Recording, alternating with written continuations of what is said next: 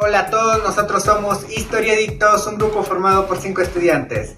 Marco Chuna, Gerardine Martoa, Christopher Regalado y quien les habla, Víctor Sandoval. Y en este video vamos a recapitular las consecuencias que provocó la toma de la Embajada de Japón en Lima, Perú. Además de ello, les presentaremos diversas reflexiones que nos ayudarán a entender el tema en su totalidad. La toma de la embajada se da el 17 de diciembre de 1996, cuando un grupo de terroristas del MRTA invaden la embajada de Japón y mantienen capturados por 4 meses a un grupo de rehenes, hasta que el 22 de abril de 1997, tropas de élite de las Fuerzas Armadas tomaron por asalto la residencia japonesa, ejecutando la operación Chavín de Huántar y liberando a los rehenes. Sobre las consecuencias, la toma de rehenes, como otros actos terroristas análogos, ocasionó para el Perú consecuencias internacionales y nacionales. En lo económico hubo una baja inmediata de la bolsa de valores local, que tuvo que cerrar sus puertas 3 horas antes de lo habitual. En lo político se desmoronó la invencibilidad del servicio de inteligencia, de la que alardeaba el gobierno del presidente Fujimori, junto a una sensación de inseguridad ciudadana en la población civil. En el plano internacional, por haber sucedido la toma de rehenes en una representación diplomática con funcionarios extranjeros involucrados como rehenes, el grupo armado consiguió propaganda y repercusión internacional, ya que la noticia tuvo mucha exposición mediática en las principales cadenas informativas del mundo. El gobierno peruano se vio obligado, a sugerencia de otros gobiernos, a formar una comisión de garantes, quienes intentaron una salida política pacífica que no tuvo éxito. Finalmente, la retoma de la embajada se resolvió con un exitoso operativo armado por parte de un comando de élite de las Fuerzas Armadas con muy pocas bajas. Como consecuencia, salió fortalecida la política antiterrorista del régimen, mejorando la imagen y popularidad internacional del presidente Fujimori. Fue el golpe final para el grupo armado MRTA, que quedó desarticulado y fulminado militarmente. Por último, tenemos una denuncia al Estado por parte de la Corte Internacional de Derechos Humanos. En su sentencia señaló que resultaba legítimo para el Estado recurrir al uso de fuerza para rescatar con vida a los rehenes.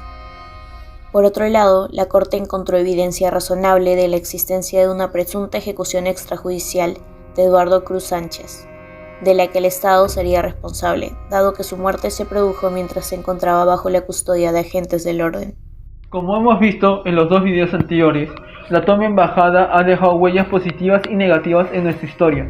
Positivas porque el Perú demostró al mundo que tenía un buen gobierno y buen grupo especial llamado Comando Chavín de Huántar, ya que pudieron rescatar a todos los que quedaron privados de su libertad por los emertistas. Las personas que participaron en la operación de Chavín de Huántar vivieron días muy tensos y de hecho muchos de los comandantes que ejecutaron el rescate no sabían si iban a volver a ver a sus hijos. En la parte negativa, fue un mal uso de la fuerza por parte de algunos de los integrantes del comando de Chavín de Huántar, porque aunque no había sobrevivido ninguno de los 14 MRTistas, algunos testificaron que los militares fueron los causantes de algunas muertes no justificadas, pues sus muertes no fueron hechas por el tiroteo, sino por los mismos militares.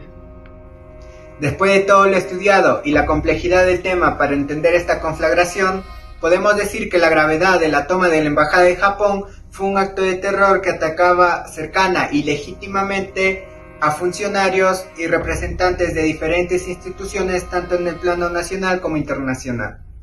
Asimismo, podemos evidenciar las actuaciones del Estado peruano en el desarrollo, conclusión y posterior investigación de los hechos del operativo del rescate, siendo este un acto heroico y con gran éxito, pero sin respaldo de organizaciones internacionales que defienden los derechos humanos, ya que se afirma que estos fueron eludidos deliberadamente durante la operación Chavín de Huántar. La toma de rehenes fue indudablemente un acto terrorista. La acción de rescate militar fue una manifestación de violencia legítima del Estado peruano frente al terrorismo que intentaba imponer demandas extralegales diferentes a los preceptos de la sociedad peruana. Este rescate militar tuvo su parte negativa en las acusaciones de probables ejecuciones extrajudiciales a 3 terroristas abatidos luego de su rendición. En conclusión, la solución militar planteada por el gobierno del presidente Fujimori dentro de la crisis de los rehenes fue la más acertada. Como hemos visto, la toma de la embajada ha dejado huella en nuestra historia. Y a pesar de que los tiroteos, los llantos y los gritos ahogados parecen ahora solo un susurro, no podemos negar la evidente importancia que ha dejado este hecho en la población.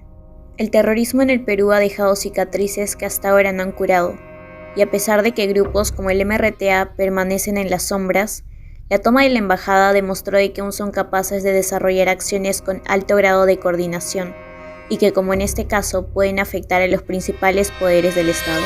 En el ámbito político, la caída de la popularidad del presidente Fujimori poco tiempo después del rescate y el rechazo de la ciudadanía ante sus últimas acciones y la de sus fuerzas de seguridad demuestra el desgaste de este gobierno, el cual contaba con un marcado autoritarismo y concentración de poder. El pueblo ha demostrado de que quiere que se consolide una base democrática e institucional que permita el establecimiento de un clima de paz y seguridad en el Perú. Así que no podemos bajar la guardia y creer que es una etapa que ya ha culminado. Un claro ejemplo de esto son los grupos de narcoterrorismo que prevalecen en el interior del país. Es importante empezar a cuestionarnos las causas más profundas y los motivos más íntimos que llevan a grupos subversivos como el MRTA a cometer estos actos terroristas. Ya que, como se ha demostrado, no se ha logrado erradicar la lucha subversiva en el Perú ni alcanzar la paz y el orden, como aseguraba el presidente Fujimori.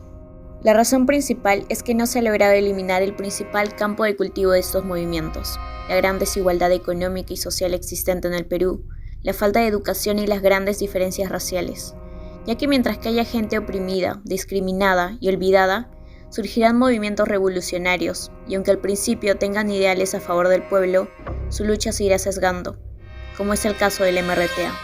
Recordemos que una de las condiciones para liberar a los rehenes era un cambio en la economía, a una que favorezca al grueso de la población.